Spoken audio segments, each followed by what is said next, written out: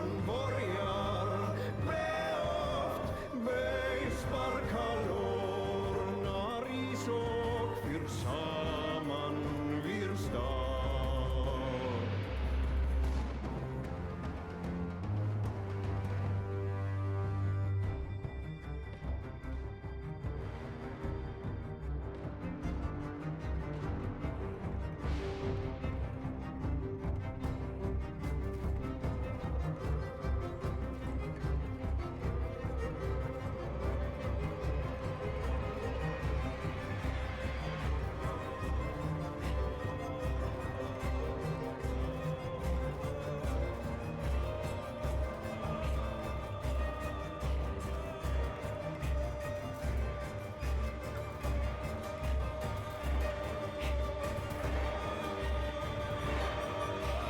Teimer jarðar römmel teiven til heim og sjörnor hilt vindrin spagit jord hunger hon där skall regn går regn om ström nåra erva sist Börjar kallir vill der är på sig tung och med klåna till Hon börjar beoft beisparkalor när isok fyr samman wir stad.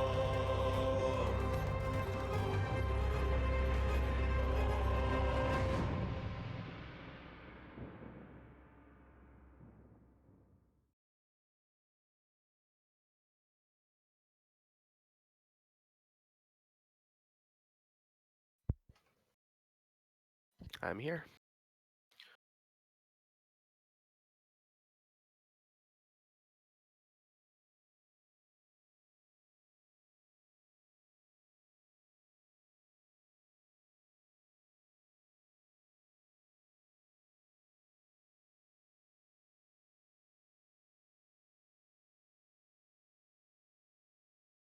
Hi, my name is Harrison Lowe. I am the ITE Vice President.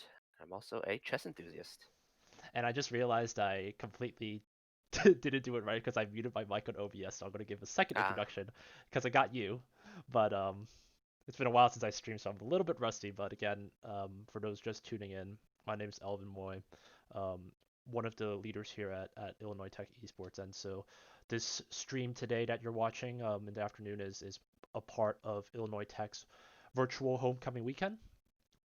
First things to start off is we're hoping everyone that's watching is being safe. Whether you're a student studying in the dorms or you're a remote learner outside of the state, regardless, just making sure that you guys are practicing all of the social distancing and whatnot.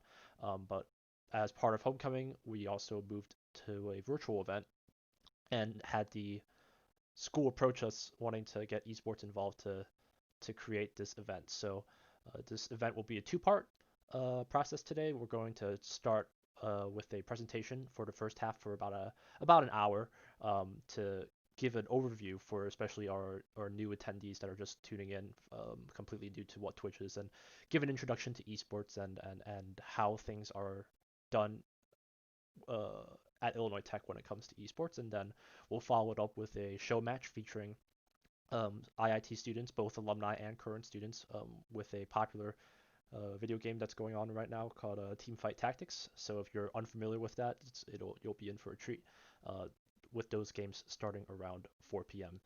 But without further ado, let me take a quick check. It looks like we've got a couple viewers online right now, so that's good to hear. So we're going to get started. I'm going to switch the slide now into the basics. So we just have this presentation set up. I'm going to go into present, and I will let Harrison be the one that starts it off. And then Harrison, whenever you want to move to the next slide, just tell me next, and I'll keep going. All right. So welcome everyone again. This is our virtual homecoming event. Next slide. So first, an introduction to esports. Next slide. What is esports? Well, that's always the first basic question we always want to ask. And according to Wikipedia, esports is a form of competition using video games. Most commonly, esports takes the form of organized multiplayer video game competition, particularly between professional players individually or as teams. And teams can enter competitions with enormous prize pools, such as $5 million, with the highest prize pool in esports history being Dota 2's International, meaning their like World Series or their final event, also at $25 million. Next slide. So just a few quick numbers, little statistics. Mic off. From Newzoo, we've seen that global esports revenue will grow to $1.1 billion in 2020, a year-on-year growth of about almost 16%, which is up from $950 million in 2019. And in 2020, about 3/4 of that, which is 822 million, comes from media rights and sponsorship. With globally, yes, and so globally, the total esports audience, in terms of viewers, will grow to about 495 million people, which is a growth of about 12%.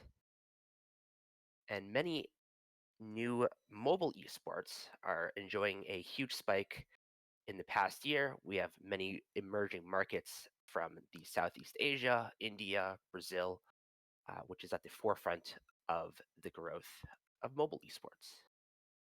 Next slide. Mic on.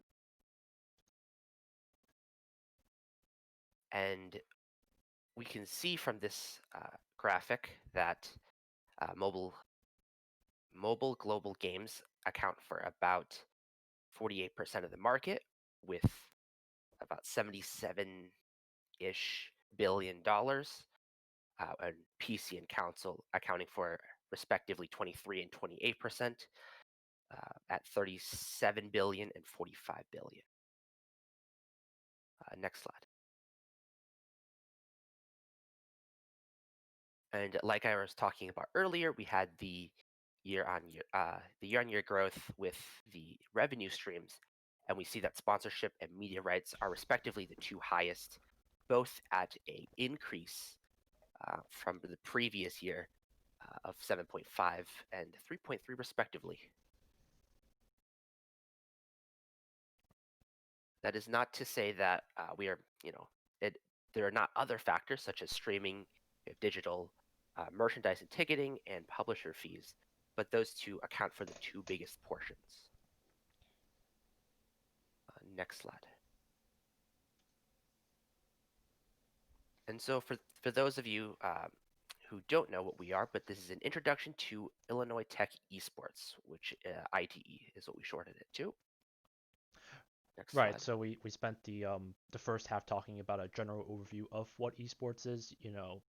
I'll just go one slide back, but we only really just covered the surface level in terms of what's out there. There's so much in this industry. With if you wanted to look into the pro teams, if you wanted to look into the monetization of esports, so a lot of information's out there, and we're happy to help introduce newcomers to that. So any alumni or viewers that are new to esports, feel free to keep in touch with us as well if you would like to get our insight as well in terms of how we see things in the industry, and how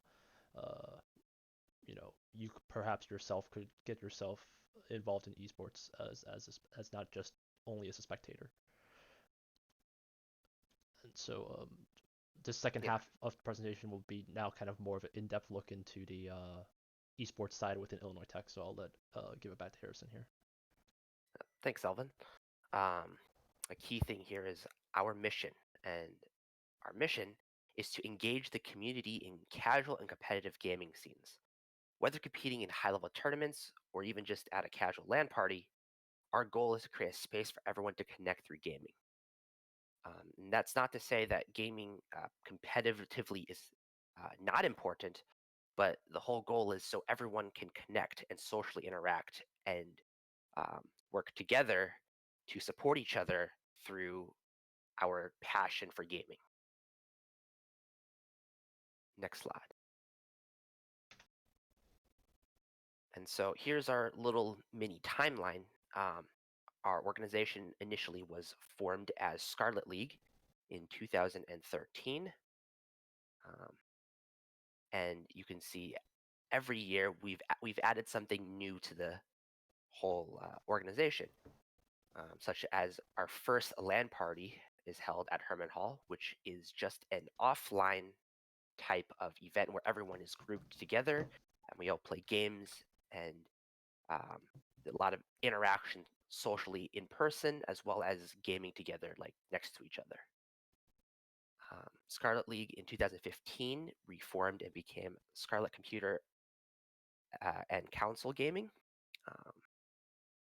And then again reformed in 2017 to become today's iteration of Illinois Tech Esports.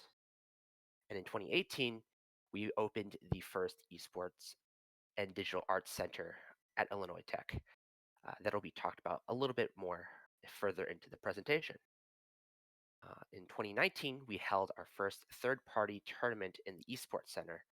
I believe it was a finals event that happened in our Esports Center, and it was streamed it all in. It was pretty cool.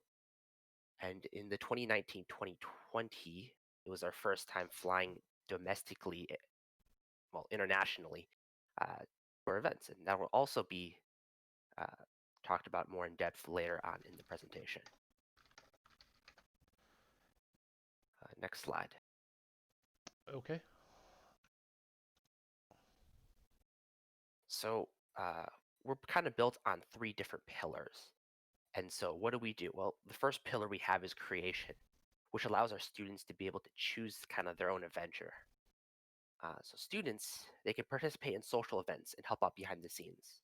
Right? You can make our social events. We have like different social events that we have, like our ice cream social that usually occurs in the fall. We have different LAN parties and all sorts of fun events.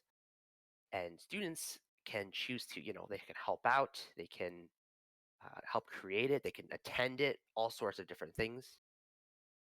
Some of our competitive players also develop coaching skills, which they can help teammates improve via, working together on VOD reviews, looking at past games and all sorts of things.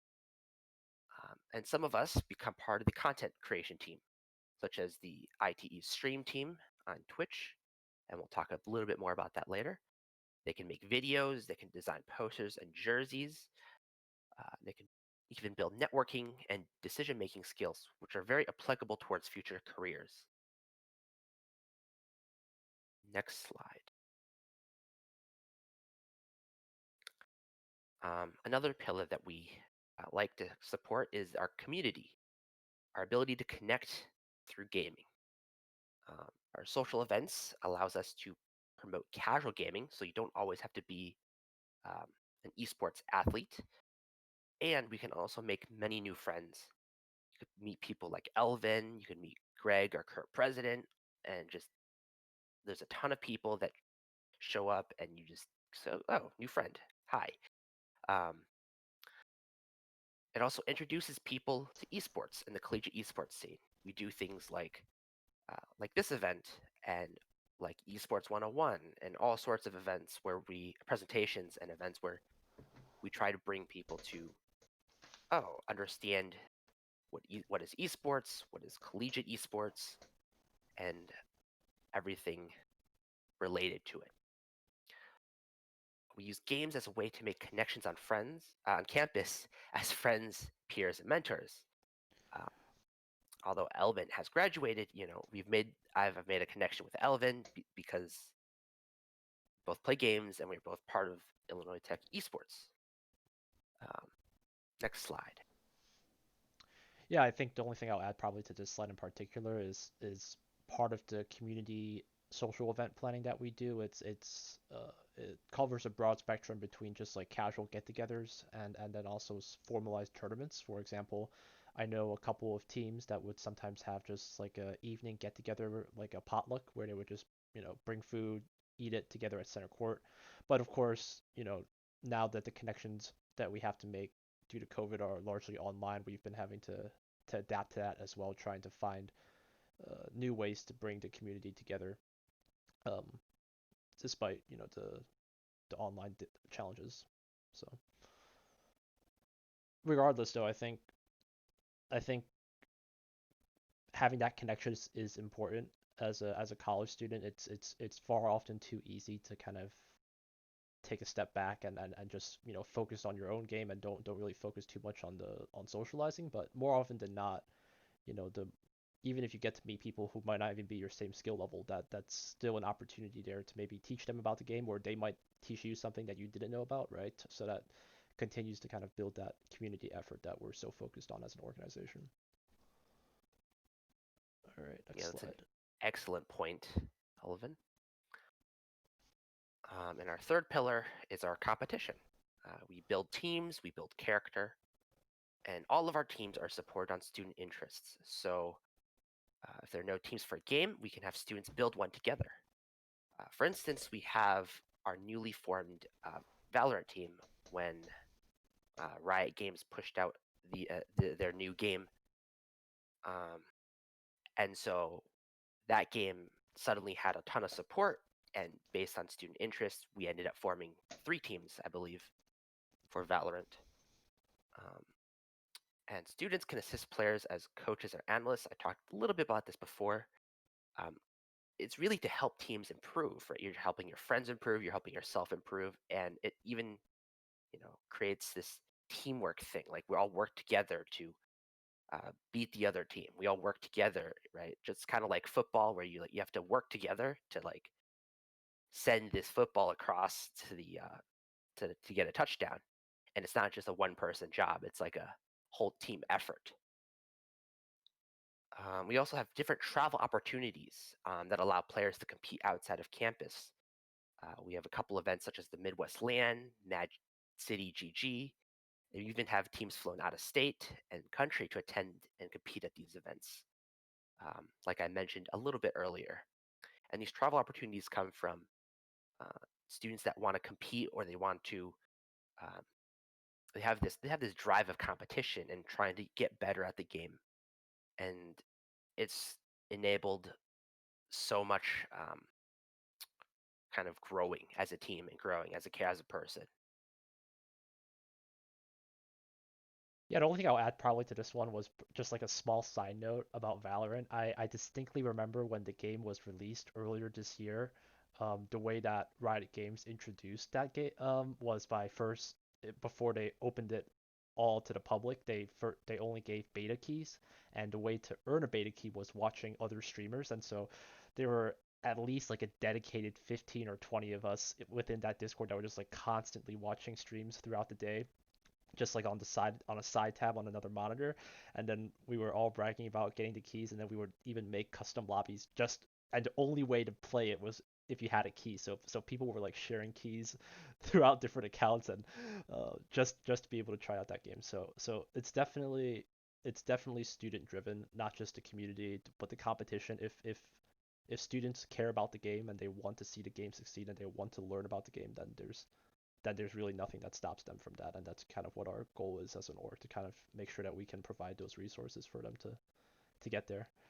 They didn't send the organization itself any keys, but the students will find a way.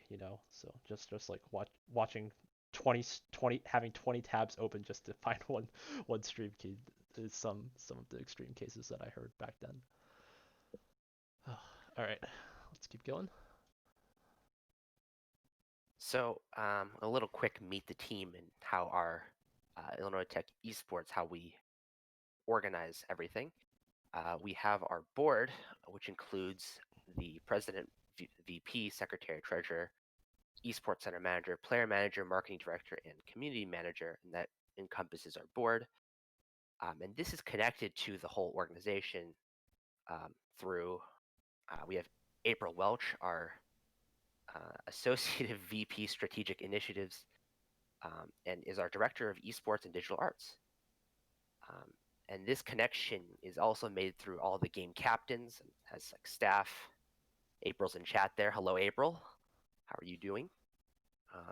And we even then branch off committees, including our stream team and our content creation team, to create the jerseys, create videos, and stream and all sorts of things. And April is our connection to that to the school, so that we are enabled to do all these wonderful things for these different teams and different games. If there's anything you'd like to add, Elvin. No, this leadership structure has kind of evolved throughout the past few years that I've been here as long as I have. So, before we even had an esports center, we were just a bunch of students meeting up in classrooms, trying to get meetings together and whatnot. So new positions have opened up throughout the years just based on the needs of the students, right? For example, the esports center manager we found was necessary once we had a center to have someone that knew everything in terms of debugging and fine tuning our computers. So Isaac, I know, is practically has the center as his second home. We've entertained the idea of buying him a tent just so he can camp there for the night if needed. The player manager, another example of a role that wasn't there in the beginning. Once we started having so many competitive players, like we would have we were dealing with over 100 students, and that was just way too much of a logistic administrating issue for like our officers to handle. So we needed to kind of divvy up that workload, and having Austin help out for as long as he has, which we'll get into later in terms of like some of the things that we've done as a player, as an organization on that end. It's like been really able to help streamline the way that we operate day to day. So almost everyone here is a student in this chart, or a volunteer. Only on the top left, the right under the student workers are the paid positions that monitor the arena on a 9 to 5 hours, but everything else is just purely passion, purely volunteerism that we really do appreciate. All right, next slide. And so a little bit more about our events and committee coordinators. So like our events and content creation team, they've done some really amazing stuff. Like our jersey designs, which are designed by our own players that, parents, alumni, our own players that we can all order. And, they look pretty cool. If you look at, that top right, you got the little player name, you've got the IIT Hawk. We've also done like shoutcasting. A lot of our players cast or commentate over an event, and they provide insights about what's happening in the game, how's this play going out. They definitely try to bring the hype to a game. And we even have a podcast that we've just started up, the Maldcast, right? Which is Yeah, I think that's the term that they've been using. It's essentially a way for those guys in their podcast to complain about video games, or just complain about life, but then also remaining constructive. I hope is what I've gathered. I haven't watched the episodes yet, but it seems I believe they came out with an episode about, is it mental health? I think. Okay. Something to do with esports and mental health, and it's a pretty interesting topic. So I definitely go and check them out. I believe there's a video on the Twitch just uploaded for that. I think like yesterday or something like that. Gotcha. Yeah. Burnout. Yes, that was the one. Thank you, April. And it's like they talk about things from esports. They'll talk about how it correlates to a lot of different things, and it's a great show. And I'm pretty excited to go and watch it for the first time coming up soon.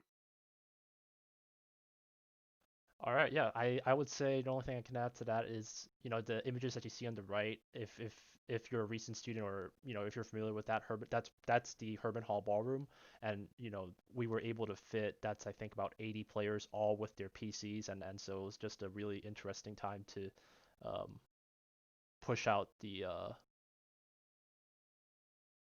like trying to work with the facilities to get the electrical load handled, and so these students, like, they picked up on all of these new things in terms of event design, right? Because normally you just kind of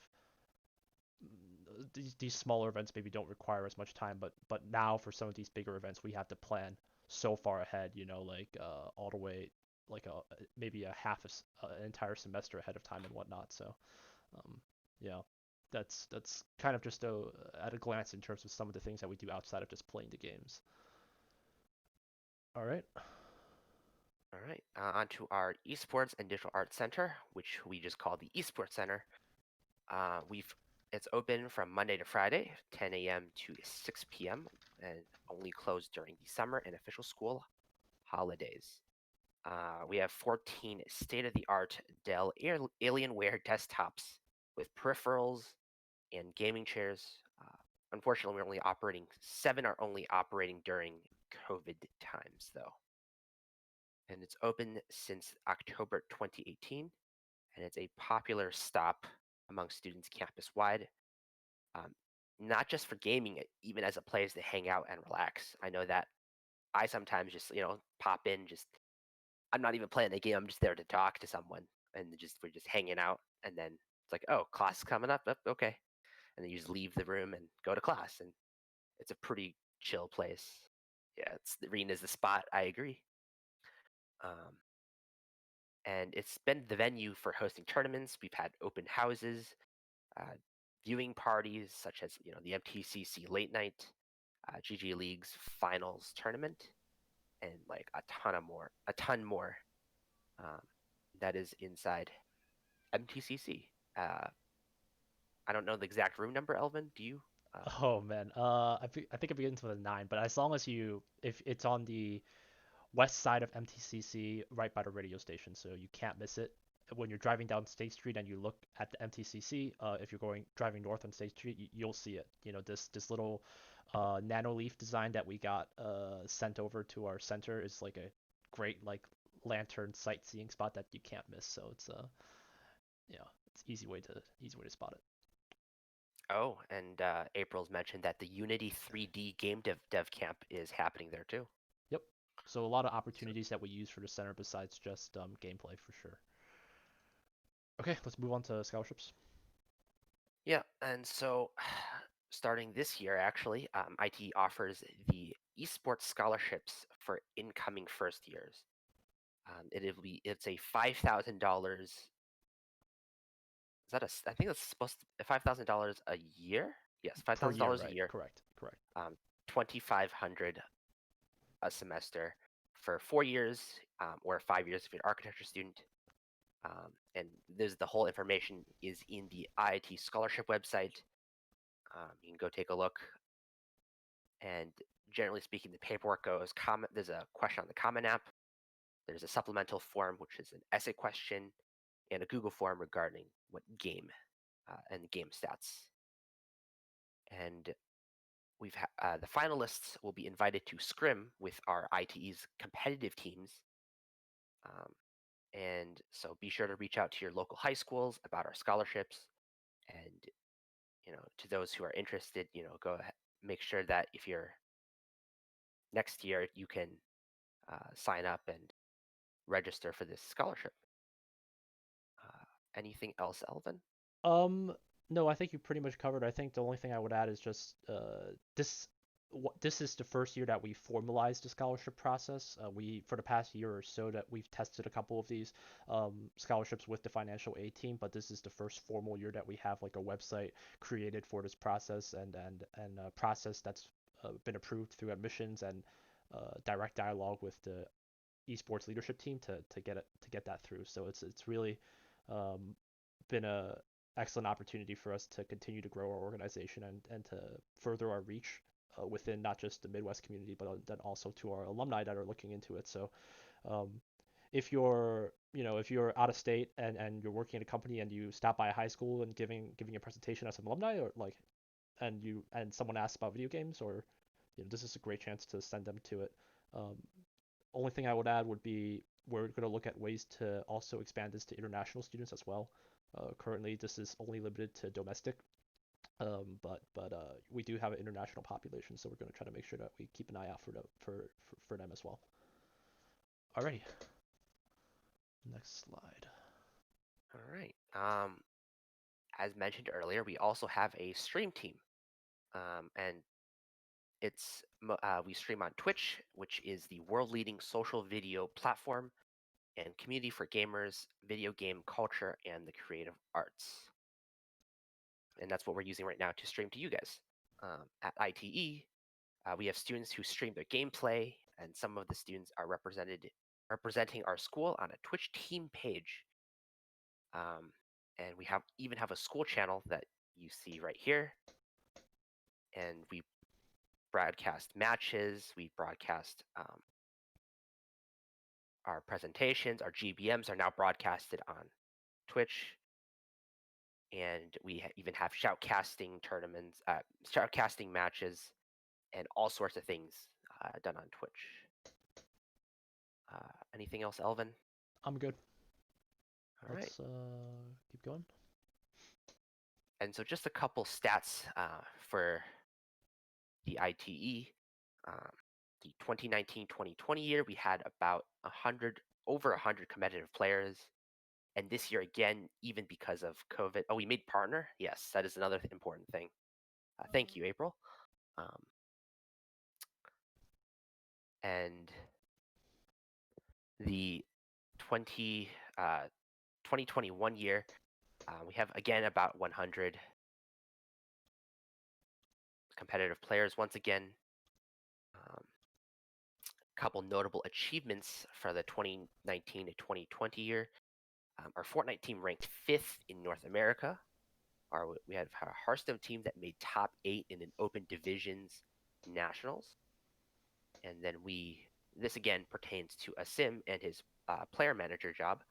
We started having player contracts last year, which is an additional accountability for all of our athletes. We've had 10% international students in our organization. We've had many countries represented in the past, such as China, South Korea, Japan, Canada, Singapore, India, Brazil, Colombia, France, Peru, Philippines, Albania, and small joke, inside joke, we've had an infinite amount of apple juice intaken, and little Twitch stat here from August 2019 to May 2020, 1,900 hours streamed collectively amongst all of our Twitch team, which is an insane amount of hours, to be real. That's practically like a full years of work if you're a regular 9 to 5 employee, because I think the standard there's like 2,088 hours in a work year, so we almost streamed for the entire year if you think about that. If to put it into perspective, so I think that's really interesting. And the only thing I would add in terms of the competitive players, we're still finalizing a couple of rosters, but we're looking at it again, another near 100 competitive players. So it's good to see that the popularity of esports is still up there, and then we still have students. A lot of freshmen this year, right, weren't able to have the ideal experience of coming onto campus. So that we've been able to still have them be involved within a student org virtually, which is, I think, just a really good way to improve their student experience, first year experience. So instead of the freshman 15, we should call it like the freshman 19, like the COVID-19. Anyway, sorry, that's bad taste. And then we'll wrap it up with student thoughts. Yep. So a couple, just a couple quotes from a couple of our student athletes, and the main thing here is the main thing with being a student athlete or anyone that has any other extracurricular activities is knowing how to manage your time. And this is from Matt, and I know that Matt is a soccer player and a esports athlete, and in addition, he has to study for his engineering degree. He's a third year now, and so his workload is especially heavy. And so, yes, being a student athlete that does essentially more than one, extracurricular very competitively, he's definitely had to manage his time very appropriately in order to, make sure that, all right, my grades are in place, I can play competitively in, see, Matt plays what, Overwatch, CS:GO, a couple others, I think, and it's a thing to focus on and a thing to understand that we also put education as a very like education first, right? We don't want people failing and then just playing video games. Like it's this education first approach that we're looking at, and Matt has sometimes dropped some of his hobbies temporarily to make sure his education is going very well, and so that he can then compete and play at a high level without worrying about his grades. Sorry, a little bit of a screen spaz there. I had a separate conversation at the same time, but No problem. Let's Next slide. go to the next slide. And Oh, did I go pick? I clicked one too fast. Yeah. All right. And this is from, let's see, this is what I love about the gaming community is that all these people have different paths, right? We have different people from their majors, their works. So, for instance, I'm a computer science major. We have a bunch of engineering majors. We have some architecture students. We have all sorts of different majors that all come together because they share the very same passion in gaming, right? We all game, and it's all a combination effort. And it's essentially like it's a community. Like if I need some homework help, or if so and so needs homework help, we go to the community. We like, hey, who's taken, say, I don't know, ECE 3 something. I can't remember the exact class. That I know that I've heard a lot of people work together, and they try to help each other on that. And so it's a great community that thanks for Christopher Milan to give this quote. Next slide. Some of our recent events that we did. We had a fall retreat last year because we couldn't do one this year. And we split that into 3 sections: the social event, learning event, service event, social learning event, and social event. And you can see our 3 individual pictures below that can show. We partnered with Gamers Outreach and reconfigured Xbox Ones for kids in hospitals. For our learning event, we had our guest speaker that gave us a seminar about mental health and its connection to gaming. And our social event last year was paintball, and we even had a watch party for the Overwatch World Cup, which is their final grand tournament with all the best teams there. All right. Our other recent event, this one I was talking about earlier a little bit. It was we were able to send players to watch the Rainbow Six Siege Invitational 2020 in Montreal, Canada. And again, it was our first time that we sent students, sorry, little typo, students internationally for such an event. And they met a lot of pros, a lot of different content creators, and it was just a blast. The picture looks like one of these pros is signing one of our students' laptops. Yeah. I'm just noticing that now. That's funny. That is All pretty right. interesting. And Yeah, it looks like a really big crowd, but this was one of the last chances that we were able to do something outside of school before COVID hit, because I think this event was back in February, and then late March is when we got hit with the go back home thing. So thankful we got this experience at least out of it. So one of the big highlights to be able to fly our players out. And I think this is the last event. this is the last event. This is the one we just did on August 30th. Actually, almost a month ago. We held our first 24-hour live stream on the IIT's Twitch channel.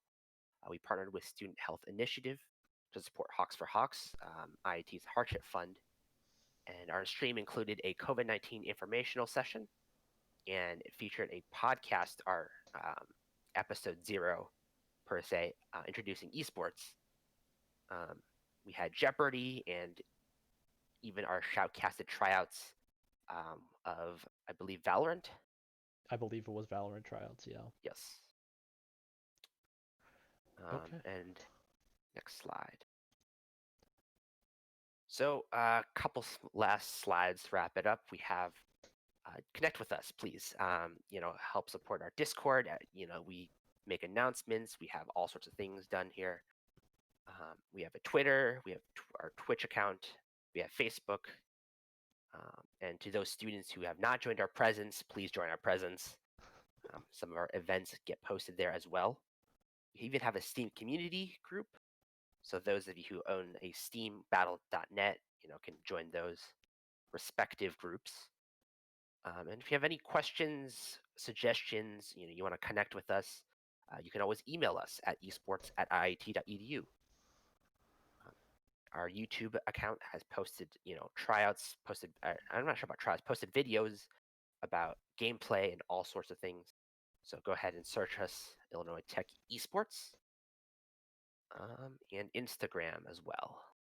Yeah, for the YouTube, the only thing I would add is for another random little tidbit fact, I think we surpassed 100 videos on that account this past academic year from 2019 to 2020, so that's a nice milestone for us to have. But whenever we broadcast something using our main Twitch channel, we usually try to make sure that video is available on YouTube, so people that weren't there with us live will be able to view it. So, for example, this past stream right here will be something that will be that we'll try to put up on our YouTube. So, any of these, I'm sure, if you have one social media account, at least it will be one of these, I would hope, and then we'll be able to, keep in touch to learn, to continue to support the organization.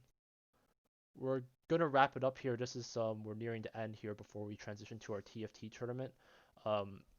Taking a quick look through the chat, we had a couple of alumni come in, which is really awesome to hear that a couple of the alumni were able to make it, which tells me that the website that IIT used for homecoming is actually good.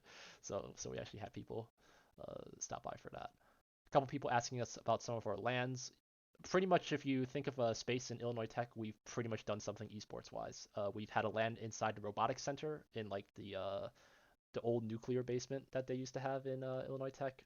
We've had it in ballrooms, we've had it in classrooms, now even in MTCC. Any other questions talking about the arena?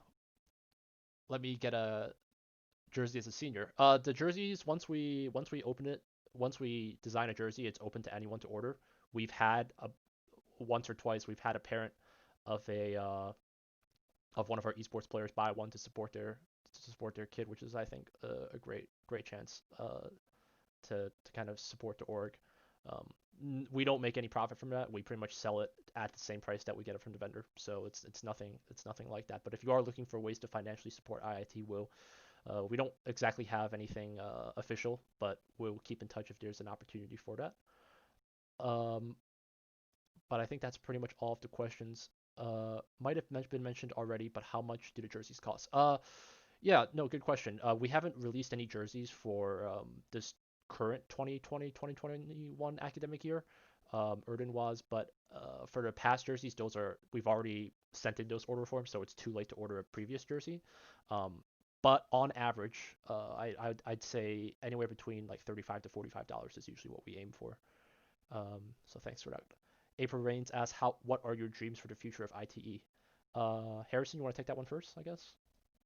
I think to just steadily develop. I think it's a great, just you maintain a community and you just grow this community, and being able to grow it with not just students, but like alumni, but like people from the Chicagoland region. I think that's the future of ITE.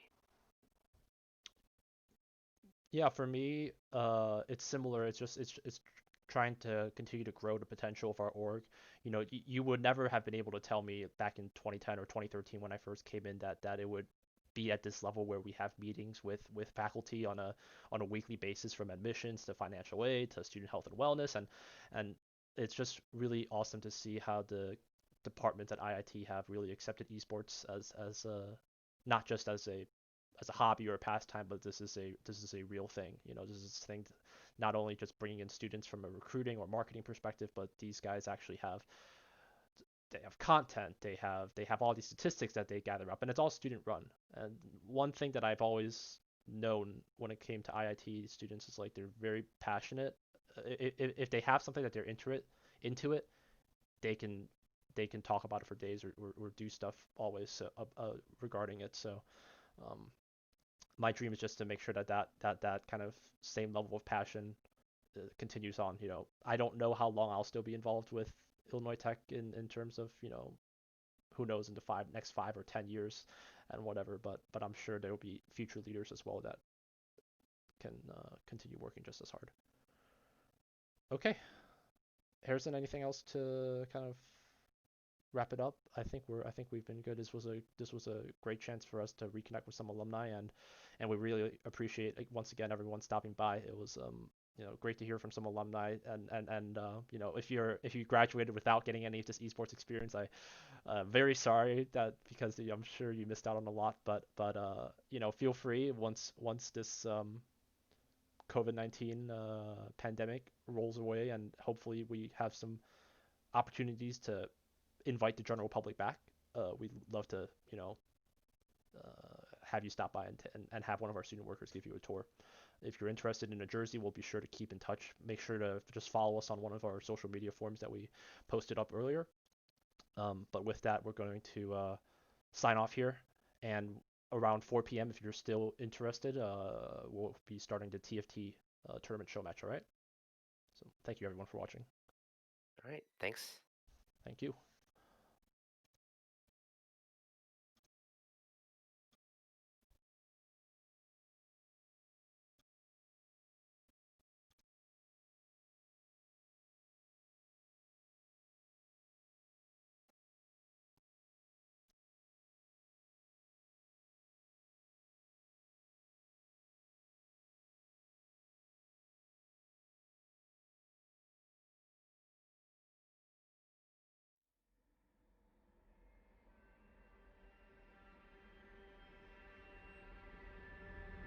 When fear